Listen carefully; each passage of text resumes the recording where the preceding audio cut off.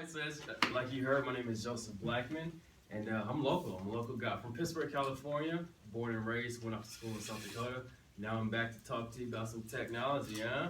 Everybody like technology? Yes. I first wanted to start off with some statistics. Everybody likes numbers, so let's start it off this way.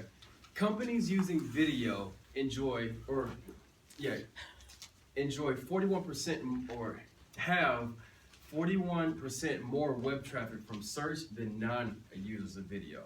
Video on a landing page can increase conversion by 80%. What a landing page is when somebody hits your website, that first page they see. So if you got some video on there, 80% higher conversion rate. All right, 4 times as many consumers would rather watch a video about a product than to read about it. So 4 times as many people. And my business, I print t-shirts and I print hats as well. So that's pretty much the crux of my business. I make stuff that people can touch and feel, they can wear it, they can show it off. It builds their brand so they can make more money. We all like to make more money, right? Yeah. Good stuff, good stuff. All right, so the topic today is integrating tech with business-to-business networking. And I consider myself a networker. I mean, I go out, I go to the lunch and learns, I go to the chamber events, I go to the meetups, and I'm always on Eventbrite trying to find something to go to shake hands and kiss babies and find more people to drum up business, right? And I feel like you guys do the same thing. And I guess it's not weird, but I kind of see networking like dating, right? You know, you got to go out and meet people, then you got to figure out a way to close the deal, right? So when if you ever use a dating app or a dating website or something, isn't it kind of sketchy when they don't have a picture on their profile? Yeah. Right, yeah. Like, you know, you're talking to the person, and you don't know like who they are, what they look like, and you know they want to meet up, but you're like, whoa. This might be some like creepy guy or like some crazy like person you don't want to meet up with because they have a picture or a video. So I kind of relate that with my product and my service. When somebody contacts me, I'm always likable to send them a picture. They say, hey, you know, I want to get 50 shirts. I want to have a white print on a red shirt. What I'll do is I'll go dig through my archives of shirts and I'll just take a picture of a red shirt with the white print on it and say, hey, yeah, we can do that for you. And this is within the first, second, or third email. And they go, yeah, great. I mean, and when you send somebody a picture, it brings them in that much closer and that much more quicker. And then the next step up is a video. As you can see, I'm recording this right now because you can repurpose the content. Like you guys are gonna hear this message, and then I'll upload it to YouTube, then I'll upload it to Facebook, and then more people can hear the message. So if you ever have a chance to speak in front of somebody or do a sales pitch or a presentation, record it. I mean, I see a whole bunch of iPhones on the table. It's the same capability. You just hit that red button, record it. I mean, I'm not an attractive guy. I look like everybody else. But people just want to see you talking about your product. And who else would they rather want to hear from than the person they could potentially do business with? So don't be afraid to get out that camera, take some video. I've probably in the last 5 years shot more content than TV I've watched. Meaning I'm the guy who's, you know, like I'm sitting in front of the computer or in front of the camera or whatever, my iPhone, and just shooting, you know, me talking about my product or how to help people out. You know, content marketing is when, say if you're a chiropractor, right? How-to videos are huge now. People will type in how to fix back pain. And if you're a local chiropractor, you'll probably pop up on the YouTube channel. And if you're showing somebody like how to do something to fix back pain, who do you think they're gonna go with when they wanna get their back pain fixed, right? Probably gonna call you. Now it's the same with, I mean, my business, a t-shirt doesn't do anything. But when people can see it, when people can even see like a t-shirt being made, like when the actual squeegee goes over the screen and the ink goes on the shirt and then you dry it, like people love that. I mean, they can see it. It brings them in that much closer. So relating that back to the dating, like people want to see you. People want to see, you know, your product. If you want to see you talk about your product and service, pull out those cameras, shoot that video, even if it's not your face. Like I've even shot video where I'm just showing like, hey, this is what your hat's gonna look like, and I'm putting the camera down at the product, and you know, it's got this enclosure on the back, it's the unstructured front, and then boom, I send it off to them. And now iPhones and the Android products, they're great at just taking a small video clip, dropping it in an email, you put some text in with it, and then send it off to them. I mean, I do a lot of Instagram marketing. Instagram is great because I can just shoot a video and send it straight off to them. Or if I put a video on my account, people love that as well because their brand is in front of 5,000-6,000 people already, and plus they get to see the stuff being produced. I'm like, oh man, I can't wait to get my product, and they're chomping at the bit. So let's get into some follow-up tactics. Say you already went out to a networking mixer, right? You met somebody. One thing I've learned over the years is that business cards can get kind of tricky. Meaning that you go out, you meet 10 people, you got 10 business cards. But do you really want to do business with those 10 people? Probably not. So I usually have a front pocket and a back pocket, right? So somebody I do want to keep in contact with, I take their card, I put it in my front pocket. We'll know now. Yeah. And then put me in the back pocket. He's not even going to take your business card. Yeah. And then if I don't, then I'll put it in the other pocket. And then when I get home or back to the office, I just empty the pocket. One goes in the trash. And one, I mean, honestly, I'm good for that same night, taking out their card, finding their email address on it, and shooting them an email. Hey, it was a pleasure to meet you. We talked about this and that. Let's get together next week and talk more about that and this. Or you said you were interested in t-shirts and hats and hoodies. I can get that for you. Let's meet up next week. Because what happens when something sits on our desk? It continues to sit on our desk, right? If we don't get it taken care of right away. So I'm a fan of just, that night, or even if I'm leaving the event, sit in my car, pull out my iPhone, right? We've all got iPhones or something I can email, and just drop it in the card information, send them an email right away. I'm even good at it. If somebody says, hey, yeah, we should get together. Like, I hear that stuff. When somebody says, hey, we should link up and talk about this and that, I'll say, well, when do you want to meet up? Like, I got these blocks of time open. Like, let me get you on the calendar, send them a calendar invite, and then we're locked in. And if they were playing it, if they weren't serious about it, they go, oh, whoa. And then you'll know if they actually want your product or service. So you got to be kind of, pushy about it. I mean, it's your money. I mean, how many leads do you want to let go away from not, going for that next meeting? Another way to follow up I love is a service called Boomerang. Has anybody heard of that? Boomerang. It's through Gmail. But what it is say somebody sends me an email, right? And they say, hey, I'm interested in this or that, your product or service. And I say, okay, well, I do this and that, I can help you with this. They send me another email and they say, okay, well, I'm not ready to purchase this yet. Reach out in a week or a month.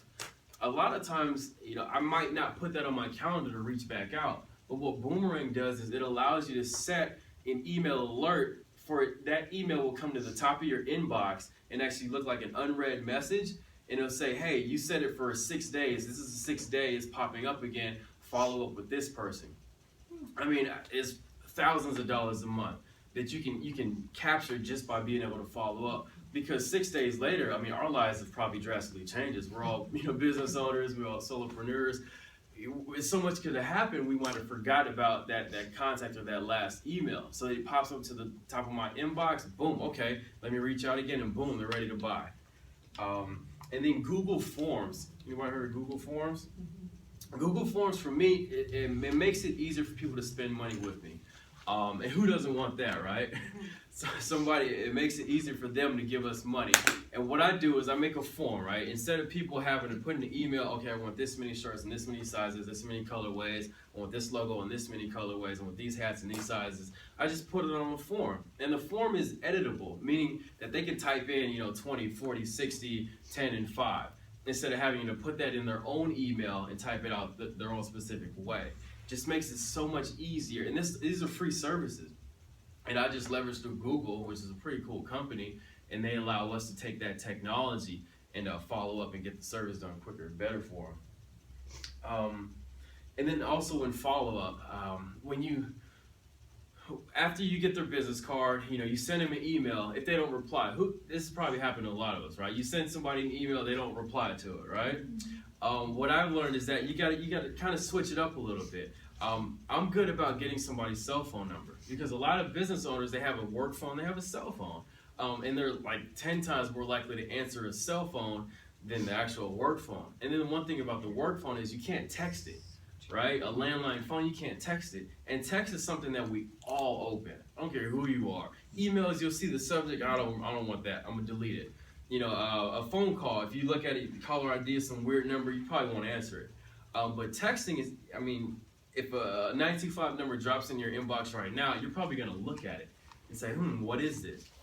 And there's plenty of text marketing services that are out there to help you grow your business through text message marketing. But when you can get somebody's cell phone number and shoot them a text message and say, hey, I'll be in the area on Friday. I plan on stopping by around this time. What that does is that they see the text message and they say, well, this guy's going to come by anyway, so I need to reply. Even though I didn't reply to his email and I read it because I don't really want to meet with him, I see his text message and he will come by my office at Friday around this time.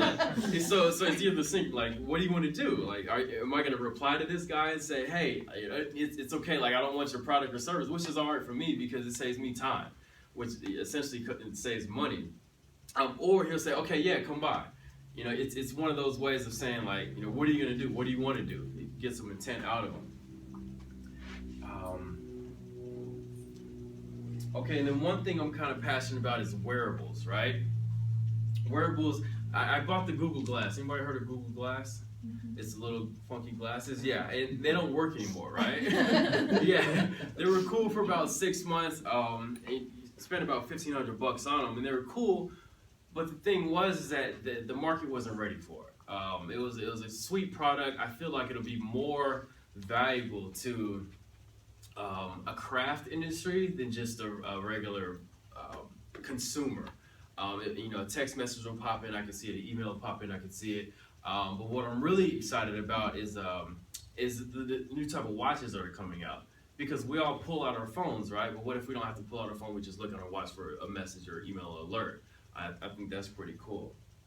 But one thing that really helped my life a lot was when I got out of college, I was reading some book, and they said, and they gave me this tip. So just a regular basic watch. This watch cost me $14 at Walmart, right? I don't buy expensive watches because I beat them up. So this watch, it beeps every hour, right? So what I do is I write my goals down. I write my goals down pretty much every day, right? I write my goals down, and then whenever that watch beeps, like every hour, it's 24 hours in this, whenever that watch beeps, I ask myself, what did I do in that last hour that got me closer to my goals? Mm-hmm. This is a simple piece of technology, $15. It beeps every hour, $15. And what it does is it's a wearable piece of technology. But what it does is kind of keeps you in line with your goals. We've all done stuff that doesn't really align with our goals and our dreams. And I have to ask myself, should I watch Game of Thrones or should I actually follow up on these customers? And that's what kind of keeps me away from the TV, keeps me away from the parties and clubs and stuff like that, is because you can't really monetize a club unless you own it, right? Game of Thrones doesn't, the Warriors are doing a great thing, but I could care less about the Warriors because if they win the championship, that doesn't put any money in my family's pockets, So it kind of keeps me in line with my goals and dreams. Any questions so far? No questions? No questions? All right. Okay, so another service that I like, it's called Evernote. Anybody heard of Evernote? Evernote's cool. And Evernote, what it allows you to do, if you're out networking, and if you don't like collecting cards, because you can get in the habit of collecting cards and never throw them away because you feel like, oh, I might need this person, I might need them. What you could do is you take a picture of a card, and it takes the information off the card and puts it in a log for you. So if you need a plumber, right? You meet a plumber out there, take a picture of the card, you just put it in Evernote in the plumber or craft or home services category, however you want to label it, and then that information will be in there. So you just go in and type it in later. And that's, can you add where you met them and anything about? Are you allowed to You can put notes. Because I'll take notes on the back of a card. Yeah. That's a huge thing. Because we used to print business cards as well, and a lot of people come in and say, yeah, I want the high gloss on both sides, and I tell them you can't write on the gloss. You want to have a matte back or at least some space so you can write on your card hey, here's a quote for your home inspection, or here's a quote for for your advertising needs or whatever, and you can give them the card, and it has a personal touch. People are less likely to throw a card away that has your writing on it than something that doesn't. And then when they look on the back and they got the information they need. But no, that's a great tip So there. in Evernote, can you do that? Can you add in? You can add Oh, notes. Yeah, it's notes at the bottom. Okay, cool. Yeah.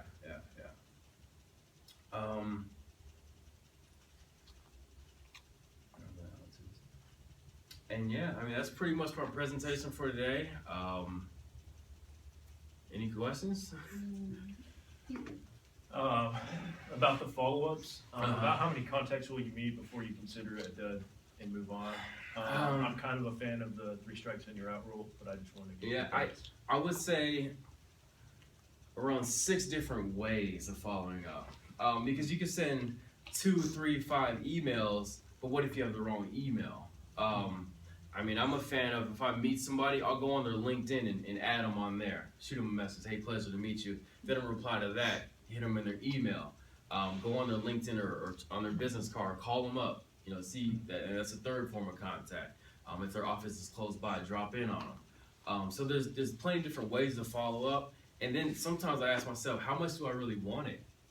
If the customer is if they're gonna potentially spend 5 figures with me, in a month, then I'll go for it if I need to. But if they're if they just want a 40-pack of business cards, then I probably wouldn't follow up that hard because the return's not there. But no, I mean, if you need the customer, then yeah, bang that door wide open. I mean, sometimes you gotta follow them up until they tell you to go away. I mean, I've been there before, but you'll know that they don't want to buy from you, which saves you time in the Yeah, future following up. I consider it a good thing if people just tell you no up front. Yeah. because Oh, yeah. I hate just Yeah, getting left yeah. and. Thank you, I can move on. Yeah, exactly. Yeah. I just read a study though yesterday, literally yesterday, and I can forward it to you, that said that before you throw a lead away, try 3 forms of three different ways. So Uh-huh. either text, call, and email, or Uh-huh. email, drop, whatever, Yeah. and 5 contacts. They said that over 80% of the business goes to the 5th contact and beyond. Yeah. 80% of sales are closed from the 5th contact on, so. Yeah, and they say with marketing, 7 touches. Yep. Yeah, versus a buy. Yeah.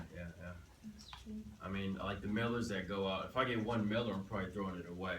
If I get 2 or 3 or 4 mailers, I'm like, who are these people? What do they do? Right? I'm looking at it. Then the 5th, 6th one, I'm like, okay, these people really want my business. So let me see, like, do I need their services? And then, from there you can go ahead and buy or not. But yeah, I mean, with the change in my business, I'm more online now. So it's more of a national touch instead of a local touch, and it's great for me because I can use the technology more. It's great going to networking mixers and meetups and stuff like that, but now it's more of the following up from email, the hits to my website. I'm always looking at the analytics. Where people are hitting me from, what states, what times people are hitting me from. How can I get their cell phone number on the first touch instead of the third touch? How can I implement the text message marketing better? The email marketing. I mean, you'd be surprised that a lot of people don't want to, I guess, beat their lists up. We all have a list of customers that have bought from us. So those email lists you can drop into a constant contacts or Aweber or email service like that. And then some people just send out 1 email a month or 2 emails a month or 1 email a week. I'm a fan that if I've got your email and like you're likable to buy from me, then I'm gonna keep sending you emails until you buy or until you take me off your list. Because people don't give up their emails for no reason. I mean, a lot of times we all have 2 or 3 emails. 1 email was due for from buying something from Nike.com. I'll just send it to my junk email, like the Yahoo account. And then I have a business Gmail account and a personal Gmail account. The personal one is what I hold near and dear to my heart, right? I don't want too many companies having that because I don't want to be spam. But the business one, I can get spam to that. I don't really care about that too much. But I would like for people to send me more emails. Send me your promotions. Send me what you got going on. Because if I don't like it, then I'll just unsubscribe. I mean, it's always at the bottom of the email. But if I do like it, then I'll buy your product. So I'm a fan of just beating the list wide open. I mean, putting in some personal touches, pictures and videos. YouTube has been huge, instrumental in my business across the board. YouTube and LinkedIn are probably the only 2 social media platforms that I've leveraged and actually had a return that's worth being notable. Facebook for me, I'm not really looking for the Facebook type customer, the customer that wants 1 or 2 shirts. I mean, LinkedIn, these are business owners. These are people who have budgets, advertising budgets. I want that budget. And then YouTube is the content marketing, telling people like, hey, the difference between a cotton shirt and a polyester shirt. A lot of people don't know that. I mean, me being in the industry, I know that like on the back of my hand, so I would think that people would know it as well. But a lot of people don't know the difference between a crew neck and a hoodie, you know, or a unstructured hat and a structured hat. So when you tell somebody and they ask, or if they ask me the question, they say, hey, I want one of those hats that doesn't have like the firm front, and I send them a video, the difference between a unstructured and a structured hat. They go, whoa, like this guy's actually got like a YouTube channel, he's telling me how to do it. Or I have a webcam on the computer, I could just shoot the video right there. And people love that personal touch. People love to see a face with some noise coming out of their mouth. I mean, it just brings the customer so much closer to you. Yeah. I got a quick question. Do you ever, like, when you're doing like your YouTube or Instagram or like type marketing where like video is involved, do you ever like go through the creative process of creating a product to like as like a form of kind of actively marketing like what you do? Like, so for example, like a customer orders, 50 hats of a specific design, which you like go through like, so this is how we do it first, and then this is the next step of the product creation, then this is the final Kind step. of like a how-to? Yeah. I've done that. I've done that, I guess, not too heavy on the post-production. Okay. I mean, videos are great to get out, but if you spend so much time in tweaking this and that, putting on lower thirds and putting flashy stars and box fades and stuff, you'll get bogged down. More what I mean is like, cause I read a really interesting book about, just about marketing in the digital age now, and like the author, who is really well known on Twitter for, marketing through digital media, he said that when people can see the process from like start to finish, it's really going to build trust in like the product that you're delivering. So I didn't know if you leverage that at all. No, it's like to show how it's made. I mean, you could see an actual, C's candy bar being from, the nothing into the actual wrapper. People, you show somebody, okay, here's a shirt, here's how they print the shirt, here's how it cures, here's how you dry it out. The how-to in anybody's business, how to go from being pre-qualified for a home to getting your home loan, then finding the home, then getting the loan for it, and then closing, getting your keys, and then like the renovations and all that. Just taking somebody through the whole process. That works great. Totally. Even if you could do it in something simple like Instagram was only, I think it was like 15 seconds before. Now they opened it up to a minute. I mean, now the capabilities are wide open for it. And then the editing capabilities on Instagram, I mean, you can kind of dazzle it up however you want to do it. But no, how-to videos from start to finish, it's powerful. What's that guy's name you're talking about? His name is Austin Kleon. That's Kleon. And the book is called Show Your Work. Do a lot of people use Twitter in here? I don't. Reluctantly. Yeah. I mean, no, same here. Twitter's one of those apps that's like, I mean, if I was an author or a blogger, then I probably would leverage Twitter more. But I mean, with me, people like to see stuff, so I use Instagram. People like to see and hear YouTube. People want to, I can connect with them on LinkedIn. Facebook has been great with the video. Facebook, they haven't given me the opportunity to do the Facebook Live, which would really be cool. But I'm not sure how to leverage that yet. Let me ask you a question. How do you find the impact of testimonials? Do you not find that if you have somebody come in and say, hey, I ordered these 200 corporate shirts from this guy, he didn't make me.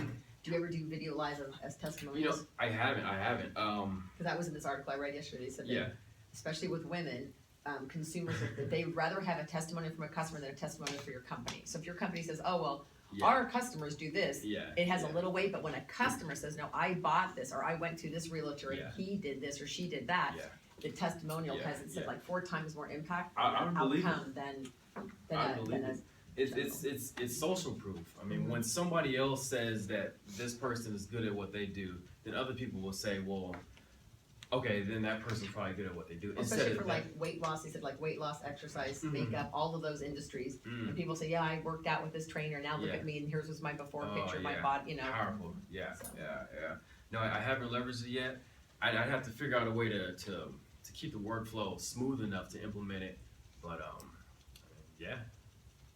I've got a quick other question. So, I don't do a lot of social media marketing, but just maybe from someone who does have experience, like what have been some of the major pitfalls? Like you've been marketing online. Yeah. And you're like, okay, like I'm just gonna give this up because it's not working. Okay, so tell us about that.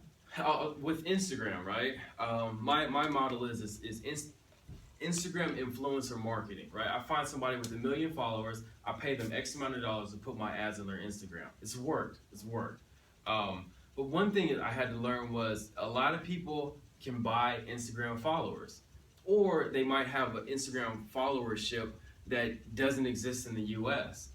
Like a guy who, like a bodybuilder. If I want to market some T-shirts to personal trainers or to gyms, I would send him this ad to put on his site.